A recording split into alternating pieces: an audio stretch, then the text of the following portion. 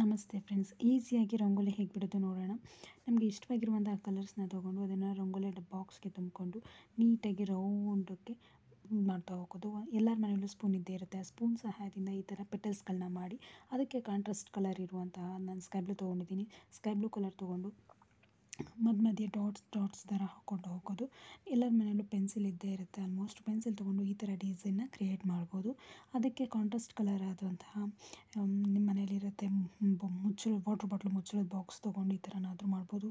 ಇಲ್ಲ ನಾನು candle use ಮಾಡಿ ಕ್ಯಾಂಡಲ್ದು ಉಲ್ಟಾ ಇಟ್ಟು ಮಾಡ್ತಾಯಿದ್ದೀನಿ, ಆ ಥರನಾದರೂ ಸರಿ ಮಾಡ್ಬೋದು. ಅದನ್ನ ಇಟ್ಟು 4 ಡಾಟ್ಸ್ಗಳನ್ನ ಸಹ ಇಟ್ಟು ಮಾಡೋದ್ರಿಂದ ತುಂಬ ಚೆನ್ನಾಗೂ ಕಾಣುತ್ತೆ.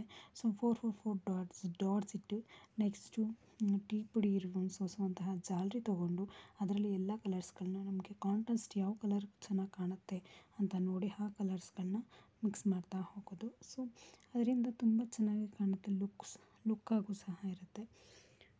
ಮತ್ತು 3 ಡಾಟ್ಸ್ಗಳನ್ನ ಇಟ್ಕೊಂಡು ಹೋಗೋದು. ಎಲ್ಲ ಮಧ್ಯೆ ಗ್ಯಾಪ್ ಎಲ್ಲಿರುತ್ತೆ ಅಲ್ಲೆಲ್ಲ ಇಟ್ಕೊಂಡು ಹೋಗಿ ಆಲ್ಮೋಸ್ಟ್ ಎಲ್ಲರ ಮನೆಯಲ್ಲೂ ಒಂದು ಏರ್ಬಡ್ಸ್ ಇರುತ್ತೆ. ಏರ್ಬಡ್ಸ್ ಸಹಾಯನ ಆಗಿರ್ಬೋದು ಅಥವಾ ಮ್ಯಾಚ್ ಬಾಕ್ಸ್ ಕಡ್ಡಿ ಸಹಾಯದಿಂದ ಈ ಥರ ಪೆಟಲ್ಸ್ನ ಡಿಸೈನ್ನ ಕ್ರಿಯೇಟ್ ಮಾಡ್ಬೋದು.